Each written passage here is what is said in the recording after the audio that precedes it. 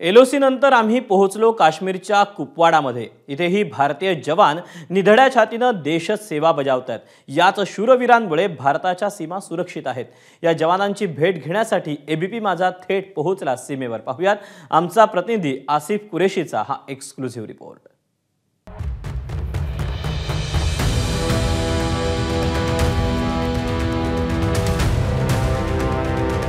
भारताच्या सीमा सुरक्षित आहेत या शूरवीरांमुळे।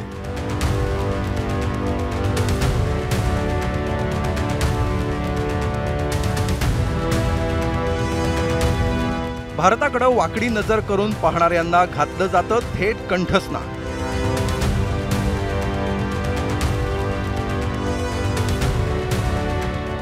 कर्तव्य, मान, साहस हेच आपल्या जीवनाचं उद्दिष्ट मानत देशाची सेवा करणारे भारतीय लष्कराचे निधड्या छातीचे जवान।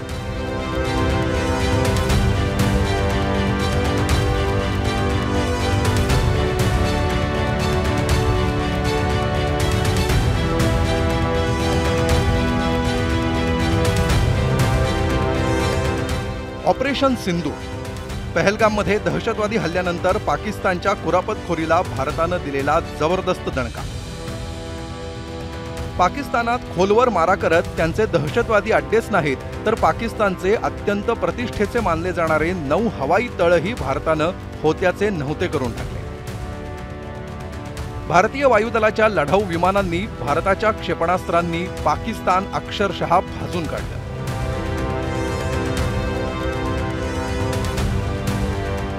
त्याचवेळी पाकिस्तानचे हल्लेही परतवण्याचं आव्हान चोख बजावलं आपल्या लष्करानं। पाकिस्ताननं भारतावर हल्ला करण्यासाठी शेकडो ड्रोन्स पाठवले, पण त्यातलं एकही ड्रोन भारताचा केसही वाकडा करू शकलं नाही। पाकिस्तान पुरस्कृत दहशतवादी असतील, पाकिस्तानी रेंजर्स असतील, नाहीतर पाकिस्तानी लष्कराचं बॅट हे विशेष दल, या कोणाचीही भारतीय लष्करापुढे डाळ शिजली नाही।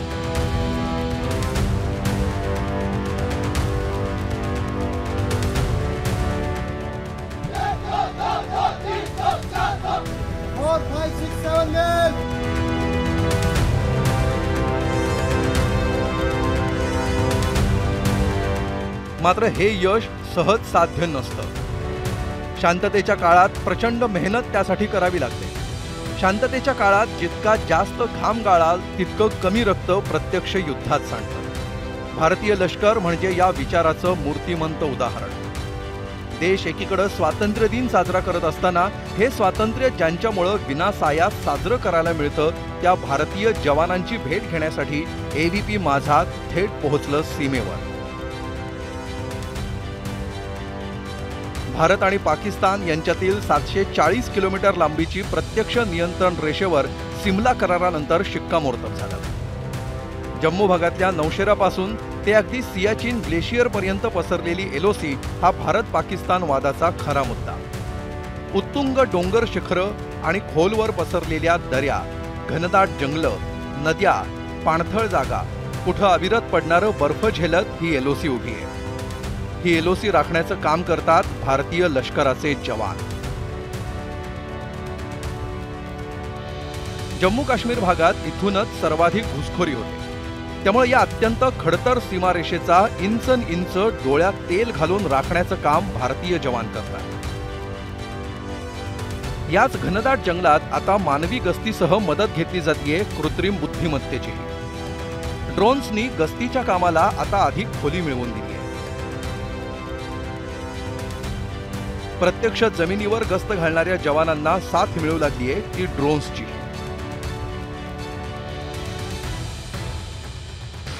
सरहद पर इलेक्ट्रॉनिक वॉरफेयर जो अब नए जमाने की जंग है किस तरीके से लड़ी जा रही है आप यहाँ पे देख सकते हैं। हम एक फॉरवर्ड पोस्ट पर इस समय हैं और आसपास का इलाका जो है वो धुंध से घिरा हुआ है और इस मौसम में घुसपैठ हो सकती है, दुश्मन की हलचल हो सकती है, इस बात का पूरा अंदेशा रहता है। और यहाँ पे एक ड्रोन के जरिए इस बड़े इलाके पे नजर रखी जा रही है। ये एक वो ड्रोन है जिसको टेरर ड्रोन कहते हैं, यानी इसको एक पोस्ट के ऊपर 80 मीटर की ऊंचाई तक भेजा जा सकता है। ये बिल्कुल रियल टाइम इंफॉर्मेशन जो है वो नीचे कमांड एंड कंट्रोल सेंटर में देता है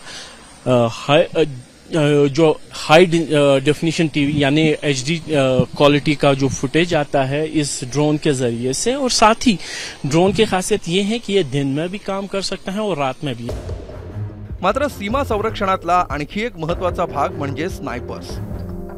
घनदाट जंगलात कॅमोफ्लाज केलेले हाती स्नायपर बंदुका घेऊन लपलेले भारतीय सैनिक म्हणजे शत्रूचा कर्दनकाळच। अगदी 1200 मीटर अंतरावर थेट डोळ्याचा अचूक वेध घेत शत्रूचं डोकं मारण्याचं कसब भारतीय स्नायपर्सना अवगत आहे।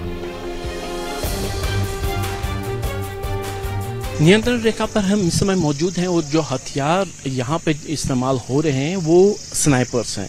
ये वो स्नाइपर्स हैं जो भारतीय सेना यूज करती है सरहद पर दुश्मन को निशाना बनाने के लिए। ये ड्राको स्नाइपर राइफल है, ये नाइट विजन स्कोप के साथ एक और है।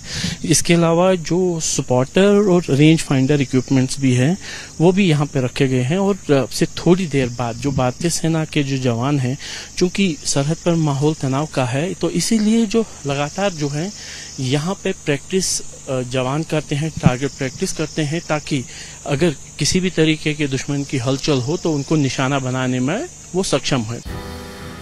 स्नायपर्स पोस्ट अशा सहसा कोणालाही पाहायला मिळत नाही, पण एबीपी माझाच्या प्रतिनिधींना भारतीय लष्करानं जम्मू काश्मीर मधील घनदाट जंगलातली अज्ञात पोस्ट दाखवली। इथं रोज सराव चालतो।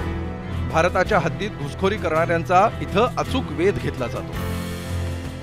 अपनी स्नाइपिंग की प्रैक्टिस करते हैं, किस तरीके से वो मचान बनाकर यहाँ पर छुप जाते हैं और यहीं से फिर दुश्मन के इलाके में दुश्मन के सैनिकों को निशाना बनाया जाता है। जवानों की जो ये ड्रिल हैं वो लगातार जारी रहती हैं, जंग का समय हो या फिर शांति का समय, तो दोनों ही समय में इस तरीके का जो है ड्रिल जारी रहता है। रेंज इज 800 मीटर्स एंड जो लेटेस्ट इंडक्ट हुई हमारे पास that is Sako sniper rifle that has a range up to 1500 metres. ये सारे यूज करते हुए स्नाइपर्स एनिमी टेरिटरी में जाके अप टू 48 to 72 आवर्स तक they can sustain in the enemy territory end engage high value target like enemy commanders.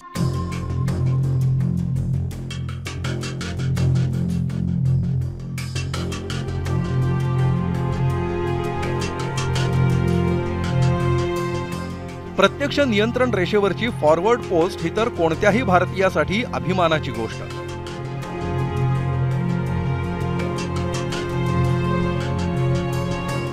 इथं तैनात असलेले जवान तळहातावर शीर घेऊन उभे असतात। कोणत्याही क्षणी कुठूनही गोळीबार सुरू होईल अशीच ही जागा। फॉरवर्ड पोस्टवरून शत्रू प्रदेशात टेहळणी करणं, शत्रूच्या आगळीकीला प्रत्युत्तर देणं अशी विविध कार्य इथून होतात। किसी भी प्रकार की इन्फिल्ट्रेशन हमारे इलाके से ना हो पाए हमारे रहते हुए। अब इसके लिए हमारी ये जो पूरी कार्रवाई है करीबन ये 3 लेयर्स में होती है। सबसे पहला है हमारा सर्वेलेंस हमें जितने high tech equipments, the plethora of equipments which we have been given by the government, इसमें हमारे पास रडार्स हैं, हमारे पास कई सारी थर्मल इमेजिंग साइट्स हैं, हमारे pass day end Knight surveillance equipments हैं, हमारे pass weapon mounted, helmet mounted sites हैं। तो वी इंश्योर कि हमारी जो सर्वेलेंस है continuous, real time end overlapping हो, ताकि कोई भी हल्का सा भी लूपहोल ना हो, कोई भी गैप ना मिले दुश्मन को। ऑपरेशन सिंदूर मध्ये भारताच्या एअर डिफेन्स सिस्टीमनं कमाल केली। पाकिस्तानच्या हद्दीतून आलेला एकही ड्रोन भारतानं उडू दिला नाही। आता ऑपरेशन सिंदूर नंतर LOC वरील बहुतांश फॉरवर्ड पोस्टवर रशियन बनावटीची L-70 ही अँटी एअरक्राफ्ट गन तैनात करण्यात आली आहे।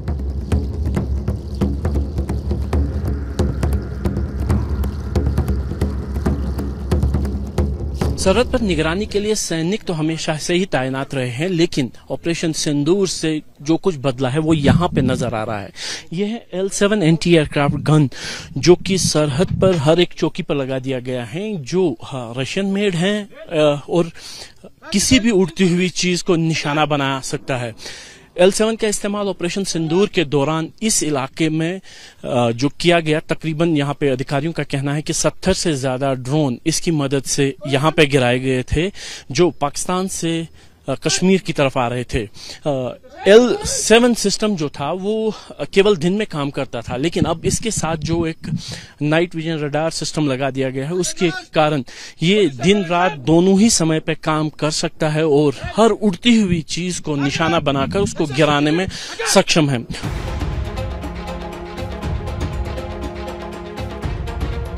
मात्र LOC वरचं भारताचं खरं भेदक अस्त्र कोणतं असा सवाल कोणी विचारला तर त्याचं उत्तर आहे भारताचा तोफखाना। The gun which is being displayed here is 155 mm Bofors. There are total of 3 guns which are present here, which is half a battery. Just behind the gun you can see the command post from where orders have been passed to the gun. The sequence of events will be as follows.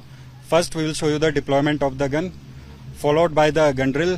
Thereafter we will show you a 360-degree move of the gun, and at the end we will show you the firing procedure. Bofors तोफ Swedish बनावटीच्या या तोफांनी कारगिल युद्धात शिखरं अक्षरशः भाजून काढली। बोफोर्सच्या वापरामुळेच कारगिलचा विजय सुकर झाला असं लष्करी अधिकारी आणि तज्ञ सांगतात। 155 मिलीमीटर कॅलिबरमुळे दूरवर मारा करण्याची क्षमता आहे। तोफेच्या बॅरलची लांबी 39 कॅलिबर आहे, त्यामुळे गोळ्या अधिक वेगानं आणि दूरवर मारा करू शकतात। बोफोर्सची बॅरल -5 ते 70 अंशांपर्यंत मारा करू शकते। बोफोर्स तोफ तुलनेनं वजनानं हलकी आहे, त्यामुळे त्याची सहज वाहतूक करता येते। बोफोर्स तोफ तब्बल 36 किलोमीटर ते 48 किलोमीटर लांबीपर्यंत दूरवर मारा करू शकते। इस समय हम एक बोफोर्स बैटरी के साथ हैं, जहां पे सेना के जवान उस सिनेरियो को यहाँ पे सिमुलेट कर रहे हैं कि उन पर हमला हुआ है, सरहद पर हमला हुआ है और गन पोजीशन ढूंढ ली गई है और किस तरीके से जवान यहाँ पे गन को लोड कर रहे हैं और दुश्मन के उस बंकर को या उस पोजीशन गन पोजीशन को निशाना बनाएंगे, यहाँ से ये सिमुलेट किया जा रहा है।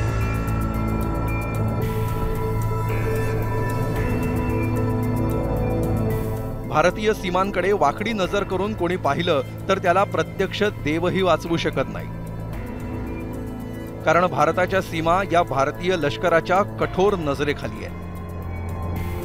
थंडी, बर्फ, ऊन, पाऊस, जंगल, डोंगर दऱ्या कोणत्याही परिस्थितीत भारतीय लष्कर अत्यंत निग्रहानं सीमा रक्षणाचं शिवधनुष्य पेलून आहे।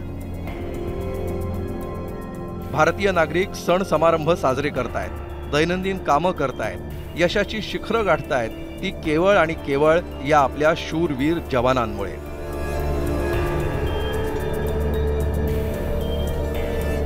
तिरंग्याचा मान अभिमान कायम राखला जातोय तो भारतीय लष्करी दलांमुळेच।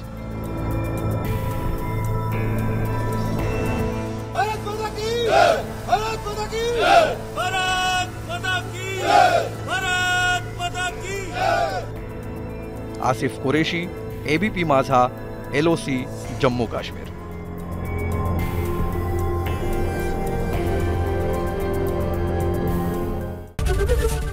ABP माझा, उघडा डोळे बघा नीट।